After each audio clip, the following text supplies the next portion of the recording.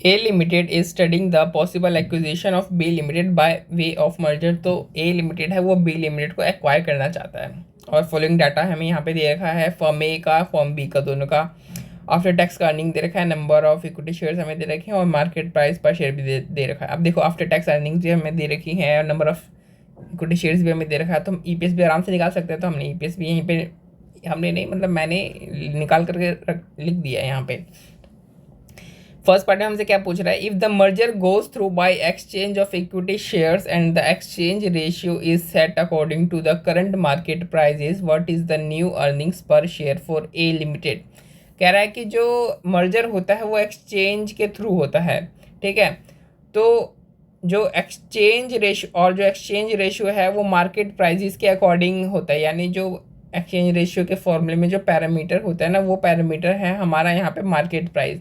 अब ये कह रहा है कि अगर मार्केट प्राइस के अकॉर्डिंग अगर एक्सचेंज रेशियो है तो बताओ कि मर्जर के बाद जो ए लिमिटेड है यानी जो मर्ज्ड फर्म है उसका क्या नया होगा, ईपीएस क्या होगा। तो अभी तो ईपीएस दे नहीं रखा था तो हमने ऑलरेडी निकाल लिया ईपीएस 5 और 6।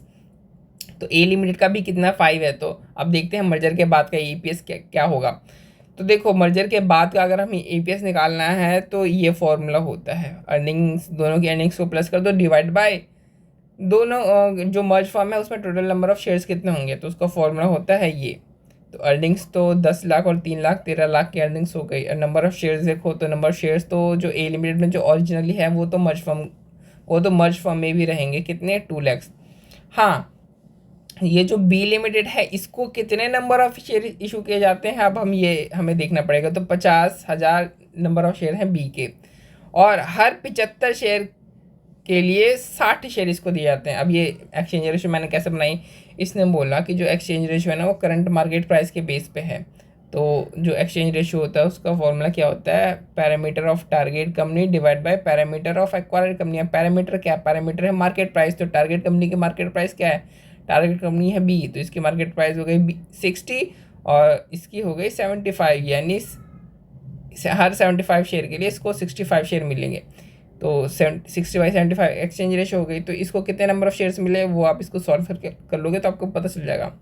अच्छा, अब इन दोनों को अर्निंग्स हमें पता चल गई, टोटल नंबर ऑफ शेयर्स हमें पता चल गई, इन दोनों को डिवाइड कर दो तो आंसर आपका आ रहा है 5.42। यानी जहाँ पे पहले इसके पास सिर्फ 5 ईपीएस था वहाँ पे मर्ज फर्म में कितना ईपीएस हो गया इसका 5.42 का हो गया, यानी इसको तो फ़ायदा ही हुआ है। सेकंड में देख लेते हैं, B limited wants to be sure that its earning per share is not diminished by the merger.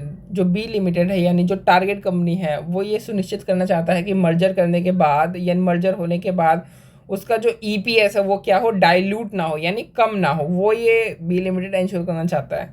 What exchange ratio is relevant to achieve the objective, और इस ऑब्जेक्टिव को अचीव करने के लिए जो रेलेवेंट जो एक्सचेंज रेशियो है वो क्या होनी चाहिए। यानी जो हमसे ये क्या पूछ रहा है, ये हमसे कंडीशनल एक्सचेंज रेशियो पूछ रहा है। क्या पूछ रहा है, ये हमसे कंडीशनल एक्सचेंज रेशियो पूछ रहा है।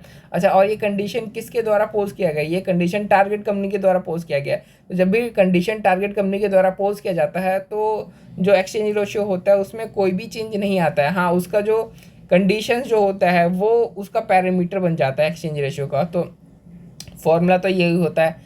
अब टारगेट कंपनी चाहता है कि उसका क्या हो, ईपीएस सेम ही रहे, तो पैरामीटर क्या होगा, पैरामीटर ईपीएस हमारा हो जाएगा।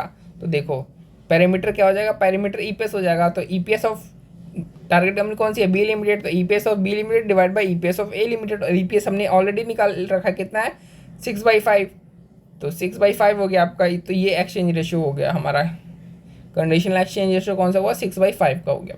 तो हमने ये दोनों निकाल लिया। अच्छा, यहाँ पे ना आपको आगे प्रूफ करके भी दिखा रखा है, ये खुद देख लेना आप, इसकी ज़रूरत है नहीं, ऐसे ने वैसे दे दिया। तो चलो ये सवाल आपका हो गया, बहुत ईजी सवाल था।